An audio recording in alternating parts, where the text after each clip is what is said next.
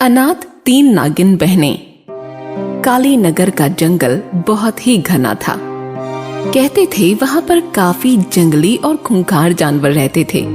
कुछ ने वहां पर विशाल नाग और नागिन को भी देखा था।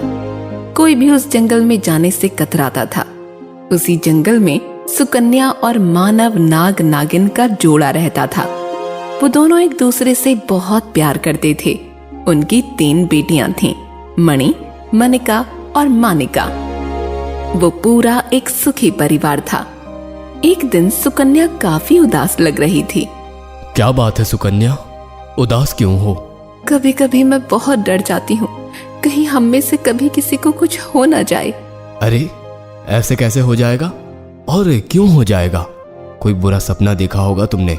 सपना नहीं, पर कोई ना कोई आ ही जाता है जंगल में इसको उजाड़ने। कल ही 2 लोग आए थे, आपस में बातें कर रहे थे कि ये हिस्सा जहाँ हमारा घर है उसको साफ करेंगे और टावर लगाएंगे।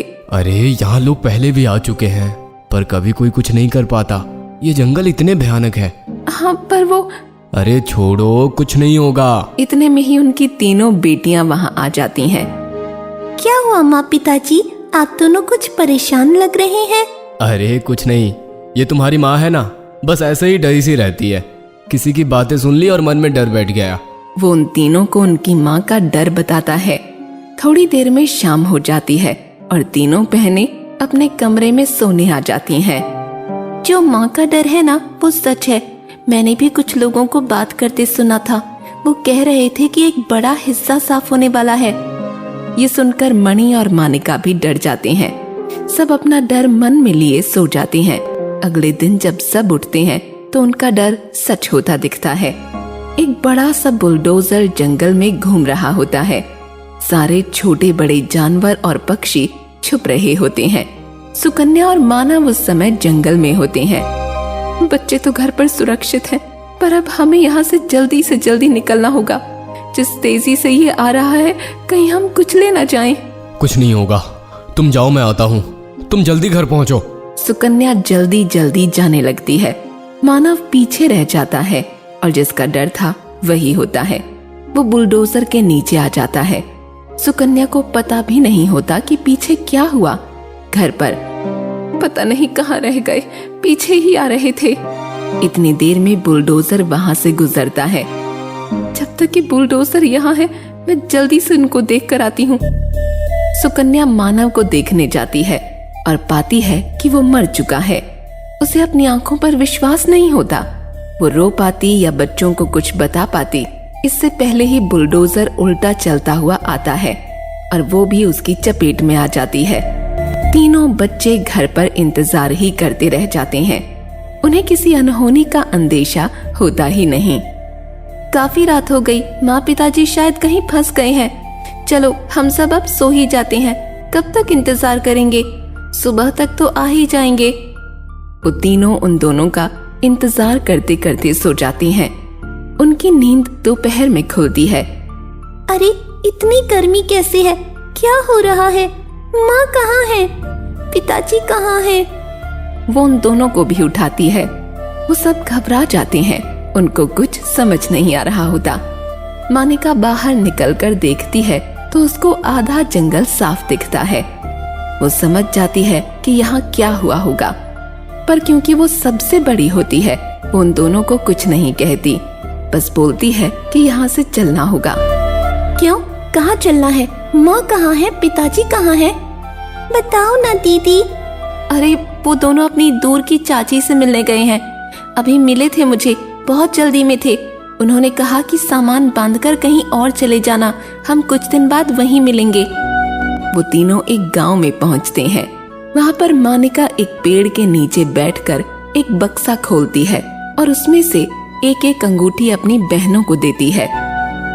ये अंगूठी पहन लो, माँ ने कहा था जब भी कोई मुसीबत आएगी तो ये अंगूठी हमारी मदद करेगी। अंगूठी पहनते ही उन तीनों का भेष एक साधारण लड़की के रूप में बदल जाता है, पर उन्हें इस बात की खबर नहीं होती कि ऐसा होते हुए उनको एक बच्चा देख लेता है। वो तीनों वहीं सो जाती हैं। सुबह जब वो उठती हैं तो उन्हें बहुत भूख लग रही होती है। मणि रोने लगती है। उनको एक औरत देखती है और उनके पास आती है। कौन हो तुम लोग? यहाँ के तो नहीं लगते। अंगूठियाँ तो बहुत चमक रही हैं। हम अपने गांव का रास्ता भटक गए हैं, हमें भूख लगी है। चलो चलो मैं खाना देती हूँ, पर काम करना पड़ेगा, ठीक है? वो तीनों हाँ बोल देती हैं क्योंकि सबको बहुत भूख लगी होती है। लेकिन असल में शांता उन्हें अंगूठियों के लालच में घर ले जाती है। शांता चुपके से अपने पति से, देखो तो इन तीनों लड़कियों को, कितनी कीमती अंगूठी है इनके हाथों में। थोड़ा सा खाना दे देती हूँ, खूब काम करवाऊंगी थोड़े दिन, फिर किसी बहाने से अंगूठी लेकर भगा दूंगी। क्या कहते हो?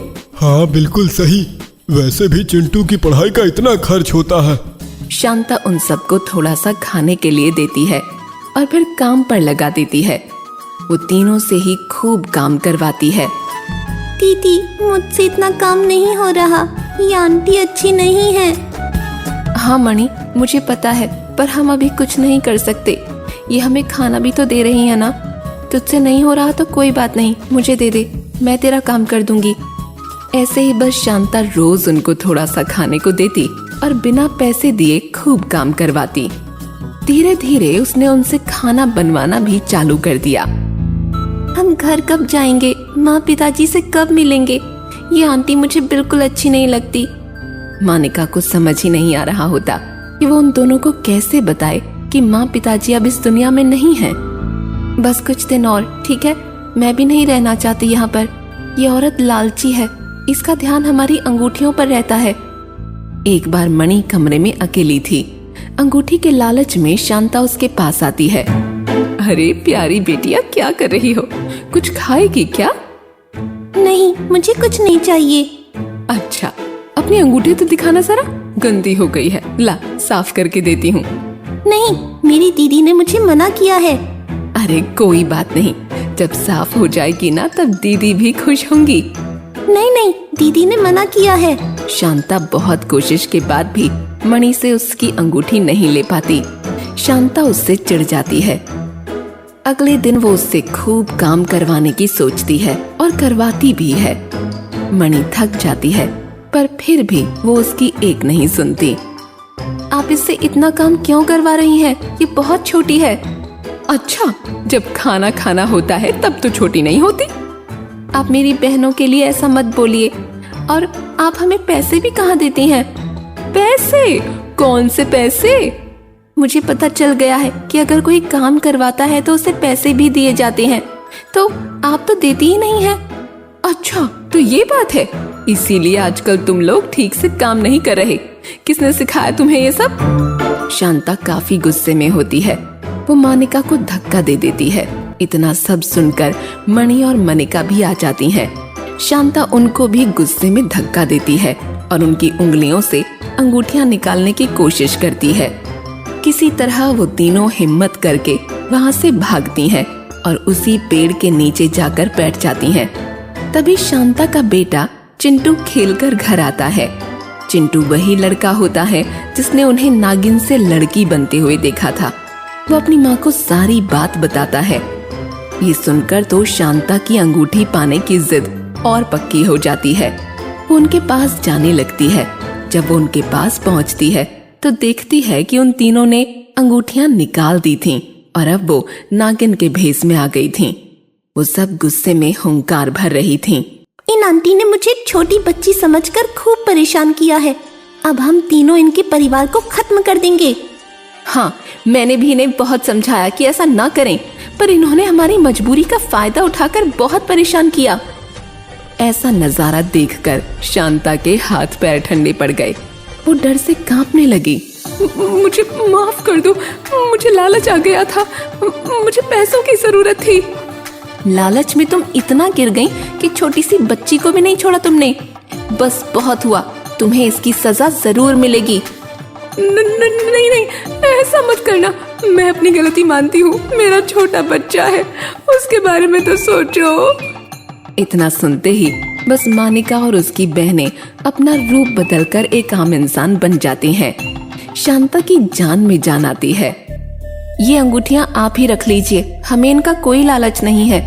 अब से हम भी आप सबकी तरह आम इंसान बनकर ही रहेंगे। वो तीनों अंगूठियां शांता को दे देती हैं और उन्हीं के साथ रहने लगती हैं। शांता का बर्ताव भी उनकी तरफ बिल्कुल बदल चुका होता है। वक्त के साथ मानिका अपनी बहनों को उनके माँ पिताजी की मृत्यु के बारे में भी बता देती है।